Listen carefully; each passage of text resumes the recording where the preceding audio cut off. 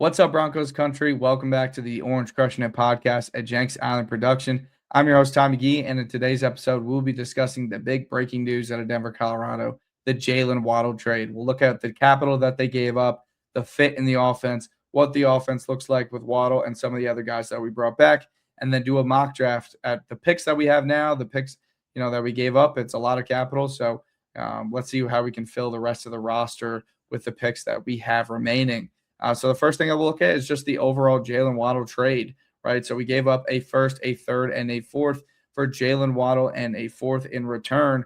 I've seen a lot of people on Twitter basically saying, you weren't going to be able to get a better player at pick 30. At least you weren't going to get a wide receiver of Jaylen Waddle's level. So basically you're saying, pick 30 is Jaylen Waddle.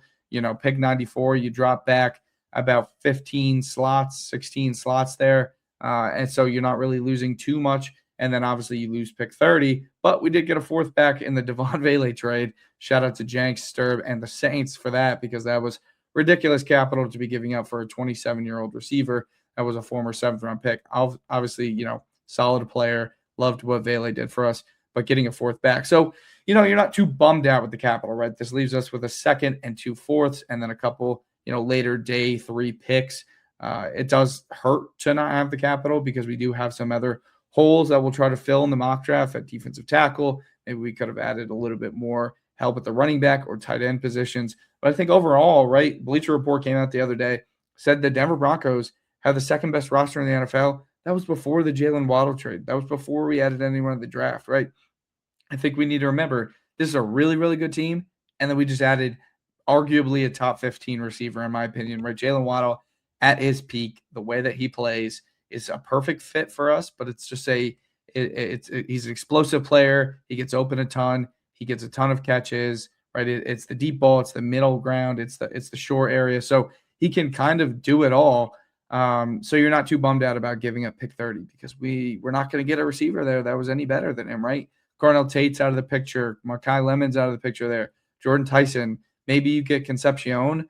I still think that Jaylen Waddle is a better player, at least right now, right? He is 27 years old, so he'll be a little bit older than Concepcion. But the player right now, in the window that you're in the win now mode, in the Super Bowl window that you're in, with Bo Nix on a rookie contract, having made it to the AFC Championship game, only lost by 3 points with your backup quarterback, right? So you assume we would have won that game with your starting quarterback, especially with how well he played against the Buffalo Bills the week before.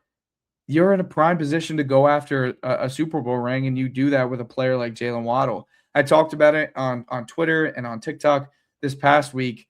With restructuring Jonathan Cooper's contract, it made this possible to where we could take in Waddle's contract this year. Got to get a little creative next year, clear up some cap space, do a little bit more restructuring. But this year, it was possible, and it happened, right? A lot of Broncos fans and a lot of fans of other teams told me it didn't happen. I just dropped a video saying I told you so. Basically, had to give myself a little bit of cred because I followed the breadcrumbs through the rumors. I followed some of the cap space, that we created, looked into, how much of a salary cap hit it would be for Waddle next year.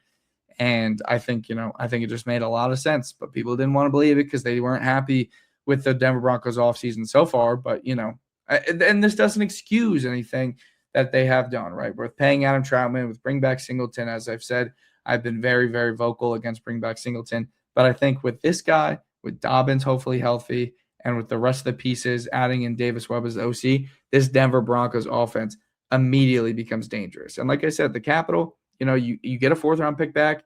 You already had a 4th-round pick from the Vele trade, and you still keep your second. I don't really think it's much of an overpay. Some people say that this is kind of a lot of capital. A.J. Brown's probably going to go for even more capital now. He's a little bit older and has a bigger cap hit. And I understand A.J. Brown is a bit of a better player than Jaylen Waddle, but I don't think that A.J. Brown necessarily is the player that we needed, right? I think, when I talk about overall fit on this team and what kind of a player we needed at the wide receiver position, I think that Jaylen Waddle is exactly that, right? He's the intermediate guy that we didn't quite have last season. Court's a bit of a field stretcher, can play a bit in the intermediate, but he's not able to be quick twitch and kind of make a 7 to 10 yard play into a 15 to 20 or a touchdown, right? He's more catch the ball, get a couple extra yards, but he's the big body that, you throw to on a 3rd and 15 when you need to get a first down. Or he's the deep ball, jump ball into the end zone, right? Then you have Troy Franklin, bit more of that burner type of personnel. Marvin Mims, similar as well, where can be a bit of a burner, more of your gadget type of guy, right? You also then have Pat Bryant, who is a bit of your intermediate. He's not quite the same player as Jaylen Waddle, though, where Pat's a really good route runner, but he doesn't bring some of that twitchiness and pure speed that Jaylen Waddle does. So you have a wide complement of play styles at the wide receiver position now, where you have a bit of a burner, you have a gadget guy, you have a really good route runner, you got a big body, and then you got Jaylen Waddle, who's your quick twitch. Similar to a type of player that I said we should go after earlier this offseason in a Wan'Dale Robinson. Now, I thought Wan'Dale was kind of be out of our price range, and he was obviously going to want to go to Tennessee, where he could be wide receiver one, go back with an offensive coordinator that he's familiar with, and get a big payday. I think Jaylen Waddle is a similar type of player, but better, right? Jaylen Waddle is the quick twitch out of the receiver position in the slot, but he brings that burner type of speed. You guys have seen, the clips all over Twitter this past, 24 hours, not even 24 hours yet. It's not even 12 hours yet at the point of me recording this, right? 6:16 on the Eastern time. There's been clips everywhere, and it's awesome to see, just the type of player that he's bringing to this offense. But I think, when you look at this roster, right, Jaylen Waddle, this is pretty much you're going to become your wide receiver one at this point, right? I think Courtland Sutton is they're kind of a 1A, 1B situation in this all, right? But Sutton is probably going to fall to that wide receiver two because Waddle probably gets more targets, I think. I think he eats up pretty much all of the Troy Franklin targets and then some more, right? I think Troy falls into that wide receiver 3 range.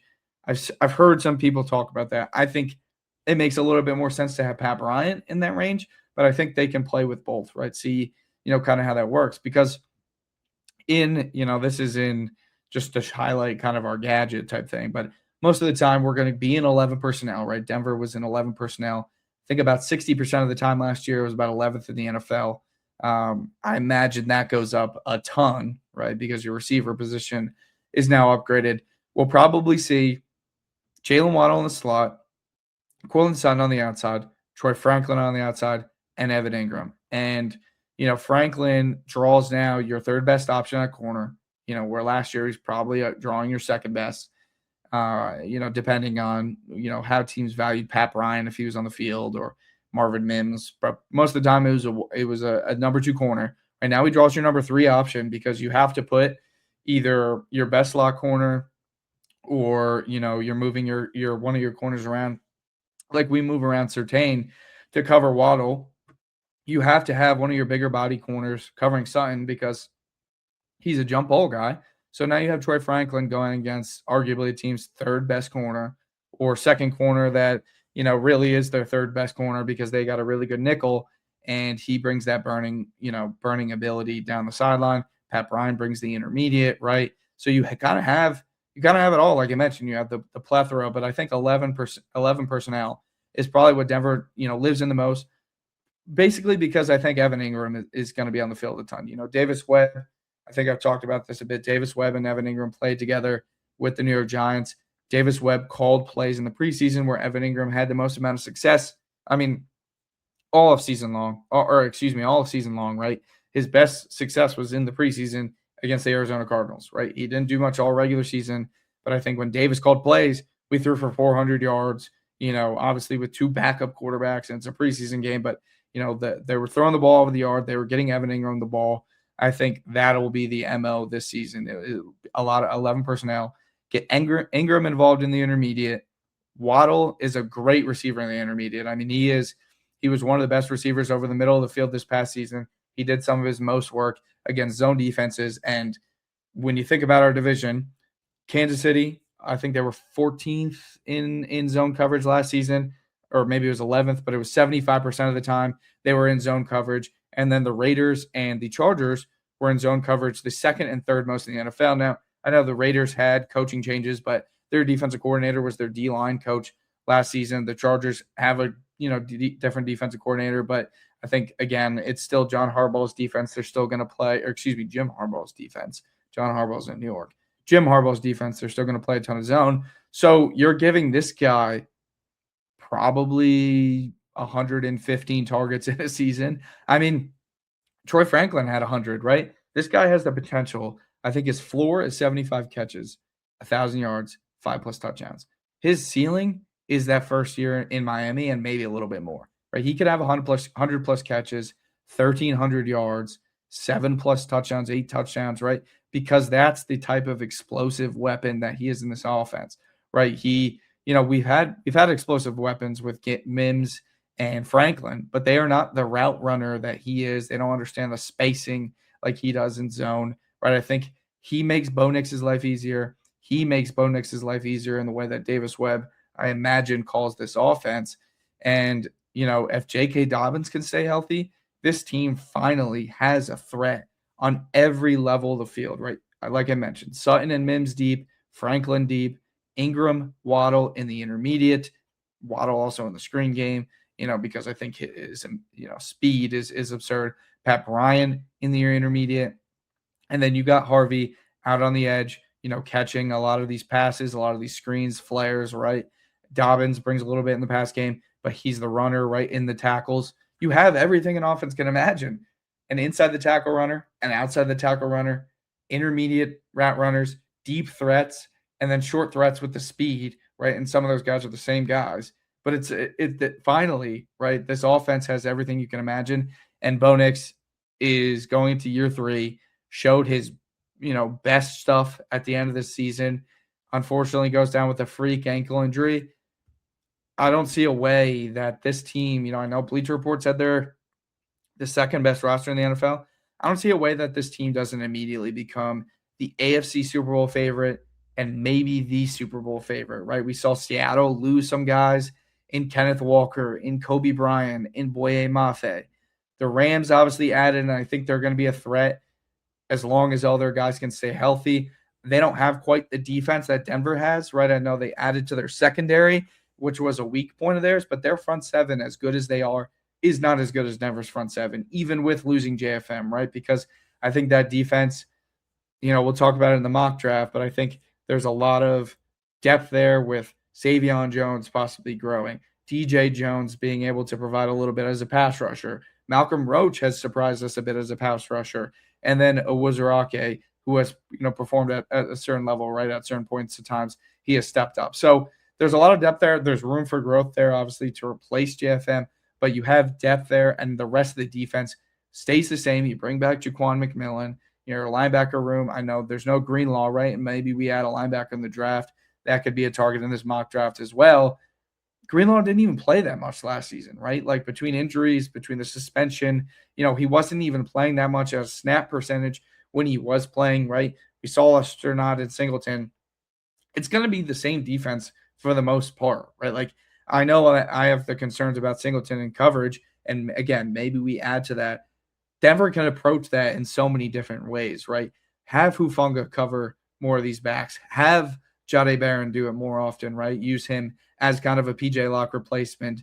He played a little bit of safety in college, right? He can be your dime linebacker. There's ways to go about this. Maybe Drew Sanders steps up. LaVelle Bailey makes a push, right? Singleton's older at this point in his career.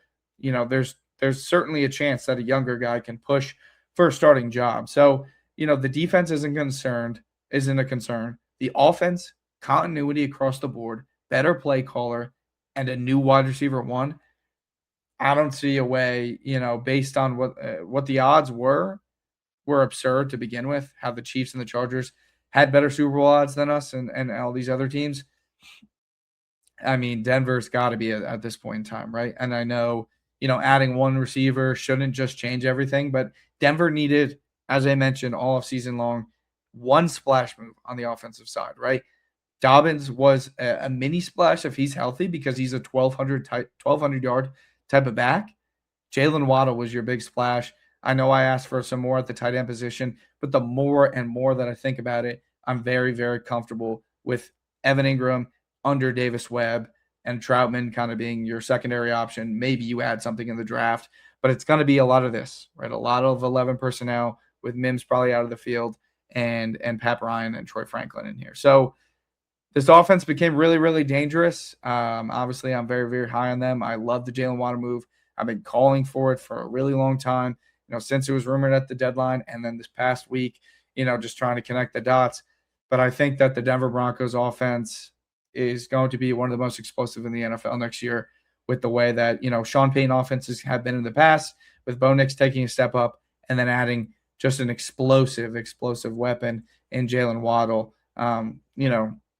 It's awesome when you turn on some of the clips, and some of the first plays that he's making is housing, 7-yard slants against the Los Angeles Chargers. So, you love to see this guy. He's already beat up some of the guys in our division. But, there's some concerns, obviously, about, he hasn't played a full season in a bit. He's missed some time, but it's like 6 games in basically, his entire career, 5-year career at this point in time. So, the people saying that, oh, there's big injury concerns with him, he hasn't played a ton of time, they're just not looking at the actual game logs. They're not looking at really anything. They're just kind of spewing misinformation.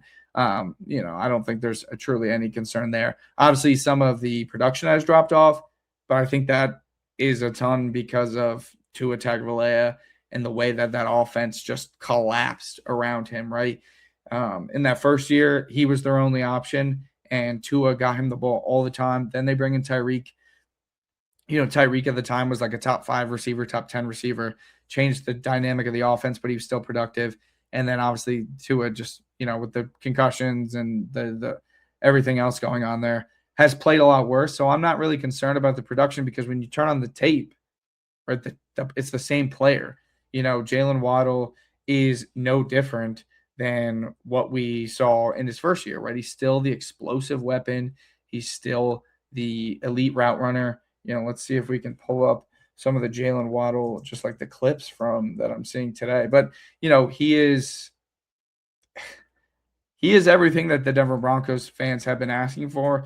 And I'm shocked that, fans are still out there saying that this doesn't move the needle for us, because, like I said, I think that we became Super Bowl contenders. I'm not able to pull up any of the clips right now, but make sure you go check those out. Check them out. I've retweeted a couple of them now.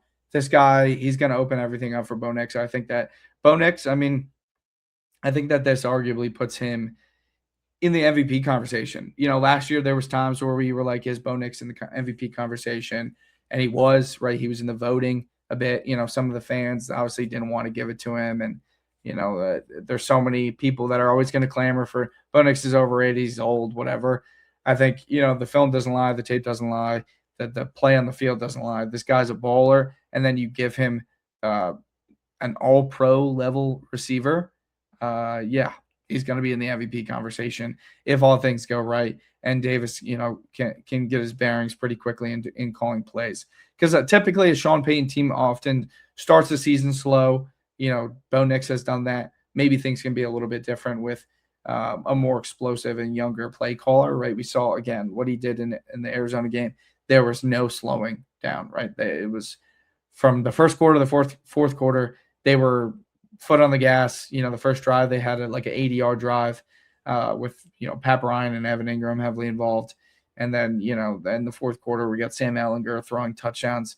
It was just an absurd game. And I think that's probably, a sign of things to come for the Denver Broncos offense coming forward. So Denver Broncos fans should be super duper excited, because not only do we have arguably one of the best defenses, top 3 defenses in the NFL, with Houston and Seattle being right there with us, we now probably have a top 10 to maybe top 5 potential offense, depending on if everyone stays healthy, right? Health is key. We've seen Ingram have some injury history. We've seen JK obviously have injury history. If the two of them can stay healthy and Davis can get Ingram to play up to his potential, Jaylen Waddle, comes in and he fits in well, which I don't think will really be a concern, and JK stays healthy.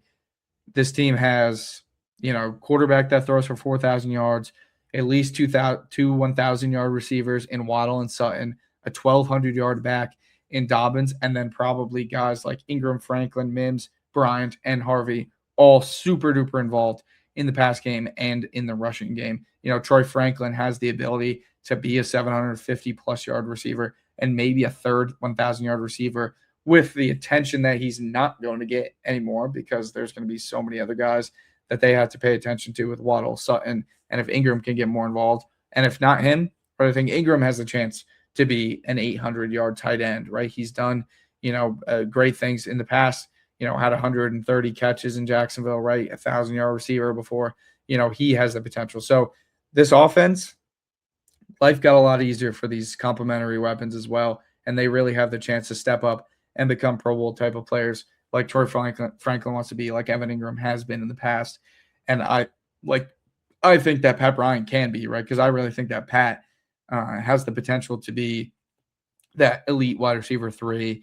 And, I know some fans have said maybe in a year we move on from Sutton and his contract hit because Pat Bryant can be a similar type of player, but he's not quite the big body threat that Sutton is. But anyway, so that's what I think, about this whole trade. I don't think the capital is too much for the player that you're getting and the capital that we got back and the capital that we have. We kept all of our 2027 picks, right? So we have the potential to move back into the first round if we want, or, trade up in the third round with some of these 4th and 7th round picks that we have stockpiled this year. And I think that this offense has the potential to be one of the best in the NFL. So now we'll jump into a mock draft real quick, see what the Denver Broncos can get this coming season with the picks that they have. We'll enter a draft. I'm using Pro Football Simulator. I just like the way that they have a 7-round mock. I don't pay for PFF. I don't believe in paying for PFF. I don't need their statistics, and I don't need their 7-round mock draft. They're good for some things. I like what they bring. For some of the, it's a little bit easier to look at an offensive lineman with, some of their grading. I think they do a decent job at that. But, overall, I'm not a huge fan. We got some of these PFF people out there saying some interesting things on Twitter. If you go check out my Twitter, I wasn't a fan of what one of the guys said today. But anywho, jumping into this mock draft. So, this one would be absolutely shocking. Would not expect the Hunter to be here at all at 62. I think that, obviously he's ranked the 43rd player. Maybe we'll just restart this one because I think that this is pretty unrealistic. Would I love to get him here? Yes, of course. I don't think that that's realistic at all. And if he fell there, oh my God, Denver should run to the podium because that is immediately your defensive tackle starter right next to Zach Allen. And I want to say this too about the depth that I brought up earlier at the defensive tackle position. If we don't add a defensive tackle, right, your life, as I mentioned, is so much easier when you're surrounded by guys like Zach Allen, by guys like Jonathan Cooper, Nick Bonito, Dondre Tillman, Jonah Ellis, Q Robinson, who has the potential to really take a step up. And maybe even Dondre Tillman plays a little bit more in that 3-tech area. He's a bigger dude. I know he's really athletic and plays well on the edge. But if Q takes a huge step up and Jonah can stay healthy, right, you have 5 edge rushers at that point, and you even play Drew a little bit, Drew Sanders a little bit on the outside. Maybe you can bump Dondre Tillman inside to 3-tech in occasion, right? I don't think all the time, but in certain packages. So here we are again. Denzel Boston is not going to be here. A guy that I've seen here a few times is Caleb Banks, and it looks like he did go a lot earlier. So now we're in an interesting position, right? Because we can go and we can get a linebacker in Josiah Trotter, who Denver has had in, I think, on a top 30 visit, I believe. You can go out and get a defensive tackle on Grayson Halton, who they talked to at his pro day. He's a smaller, undersized guy, but really quick, athletic guy at the defensive tackle position. You can go get a tight end in Oscar Delp, who they've had in a top 30 visit. Justin Jolly, Eli Stowers, Max Clare, another guy that they've liked. I think this is a situation, Mike Washington, Jadarian Price, right? I think you need to make some moves on the defensive side of the ball. I think you can maybe wait on linebacker. Grayson Halton, it's tough, like when you get into the second and third round, there's not home run guys, but there's a couple guys that I really like. I think on the defensive side, we're going to go with Deontay Lawson. Deontay Lawson, I think, is a little underrated. 6'3", 226, played for Alabama for a really long time. I think that, we'll break down the linebackers here soon on the Jenks Island podcast. I think he's going to be one of the better guys. I think he brings a little bit more to the pass game that we don't currently have. And Yeah, I think that, an experienced guy like this would be great. And I know he's ranked lower, but I think PFSN, I like their tool. I don't love their ranking. So we're going to go with Deontay Lawson here at pick 61. I think that he'd be a great linebacker added to this room and push Alex Singleton for a starting linebacker job. Next up in the fourth round, start of the fourth round, we can go with the defensive tackle. Dante Corleone is a guy that I think could be an ad. I've kind of talked about him as being a DJ Jones, clone almost in a way. I see them very similarly. At the tight end position, Max Clare being here, I think this is the guy we probably got to go with, right? I know Denver has talked to him. I think he was on a top 30 visit as well. Maybe it was just a combine and they talked to him, but Max Clare, if Evan Ingram doesn't work out, Max Clare has the potential to be a tight end one in this league, and especially as a receiver. And I think that Max Clare would be a great, great ad. Then we go 2 picks later after the trade that we just made today. There's a couple ways that we could go, right? We can go back to the defensive line room. I like Corleone here. Can we get him a little bit later? We have pick 170. It'll be close. Offensively, right, we could go with a back like Kalen Black. We picked a tight end already. We're not adding a receiver. I think that maybe it's a reach, but I don't really think so. I like Corleone here in the fourth round. I think this is good value for him. I think, he's a fourth round pick who, maybe a little bit of a more developmental guy in the pass rush game, but I think, he can learn a lot. We have a lot of depth. So I think that, good pick here in the fourth round. Again, you're not trying to draft starters necessarily in the fourth round, but guys that have starting potential. Then we look at the running back room. I know a lot of people on Broncos Twitter love Adam Randall, bigger body guy, converted receiver. He is an option. We could go with a safety. I like Bishop Fitzgerald a ton, and he has connections to the coaching staff with Bell coming over from USC. Maybe we target another linebacker later. Bryce Bocher could be a guy. Let's go with, so far we've taken Deontay Lawson, Max Clare, Dante Corleone. I think let's go with Adam Randall here. I know a lot of Denver Broncos fans like him. He could be an option as a third running back. We have Beatty, McLaughlin right now. Again, they're on one-year deals. You're building your 90-man roster right now. They're not guaranteed to be on the roster at that point in time. Maybe Adam Randall pushes for a role. So we go with Adam Randall here at a running back to the room. Then we have fall all the way to the third round. And this is where I say maybe we can move up in the sixth round with some of these sevenths. Maybe we can move up into the third round with some of these fourths, right? There's potential for a trade up. I'm going to go with Bishop Fitzgerald here. I love this guy. I think we need a little bit more safety depth behind Hufanga and Brandon Jones. As I mentioned, Devon Key is there. We also have, we have some other young safeties as well. But I think we need a guy who can step up and play if we do have to walk away from Brandon Jones next season. I would not love that at all, but I think it's a possibility with the Caps position that we're in right now, and he is a free agent. So that's a possibility. Bryce Bocher is here. We're going to draft him. He's going to be another depth linebacker for us. I think he's another guy that has the potential to push for a starting job. And if you can get him in the seventh round, I mean, it's a hell of a steal. Then we come down to it, could we go with another quarterback and move on from Jarrett Stidham? Could we go with another tight end, another running back, offensive line, right? Another, defensive lineman. I think ultimately we need to add a little bit more offensive line depth. I imagine that Palczewski probably plays mostly swing tackle this year. In some of your more heavy personnels, he replaces Frank Crum in some of those scenarios. If Powers were to go down again, he would bump into guard. He has that flexibility. But I think you probably need to add guard, help in case maybe next season you move on from McGlinchey and Powers, right? Maybe Palczewski becomes your starting right guard or right tackle, and you add, a guy late who ends up turning into a starting guard for you, right? We've had a lot of success taking offensive linemen in later rounds like Wattenberg, Miners, Forsyth, right? Even Palczewski was an undrafted guy. We've had a lot of success with it. We have a good offensive line coach in Zach Strief. So I think taking a guy like Billy Schruth out of Notre Dame, who historically has produced really good offensive linemen, is just a good pick here for Mr. Relevant. And maybe he's, your offensive lineman version of Brock Purdy. So you finish with two guys, really, who I think, Lawson pushes first, but Bocher even could push for a starting job. Sternad and Singleton, although we gave them extensions, are not guaranteed starting jobs. They are, solid players. Sternad I like better than Singleton, but they're at replacement level. Deontay Lawson could become your starting linebacker next to Sternad, and Bocher just becomes depth. Claire, right? If Ingram doesn't pan out, he's your starting tight end.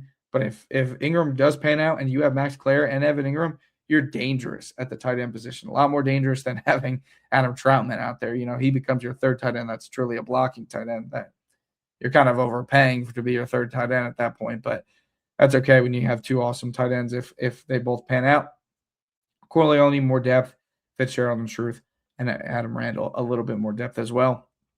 I mean, listen, we're not going to be, solving some of these issues overnight by just drafting guys in the second and fourth round. There's going to be some camp battles, but when you just look at the roster right now for the Denver Broncos, it's a really good roster from top to bottom, and it got a lot better today by trading for Jaylen Waddle. There's room for a little bit more growth by trading up in the NFL draft, by just sticking where we are and adding some more pieces, and maybe you make smaller moves of the rest of free agency. But I think we're probably set outside of making additions inside the draft this year. And you got a team that's going to compete for a Super Bowl and possibly be top 10, top 5 on both sides of the football. I'm willing to say that, right? I'm willing to be clipped. And if the offense doesn't pan out, I'd say okay with me because I know the defense will pan out and I know that we'll still be a competitive team. So that'll do it for this episode. Make sure you guys like, comment, and subscribe. Comment your thoughts on the video, what the offense will look like with the Denver Broncos, trading away these cap picks these draft picks. Was it a smart move? What does Jaylen Waddle look like this next season? Am I, off base by saying that this offense can be possibly top 5 if everything pans out? Make sure you guys go follow me on all my socials, TikTok, Instagram, and Twitter, orange_crushing it. I was tweeting, and I have been tweeting a ton throughout free agency, dropping some TikToks here and there. I drop a lot of TikToks during the season just about, kind of getting us hyped up and the history of some of these matchups. And then I drop some stuff on Instagram as well. So make sure you guys go follow the socials, and then make sure you guys are checking out some of the other Jenks Island stuff, right? A lot of good content coming out. Thursday, we will have a running backs video coming out. Hammer's dropping some more Packers stuff on his Kurt Heads podcast. So a lot of good stuff coming out. You guys are showing out. We appreciate all the likes, comments, and subscribes you guys have been giving us. It's really awesome to just continue growing this brand under the Jenks Island tree. So that'll do it for this episode, and we'll see you guys next time.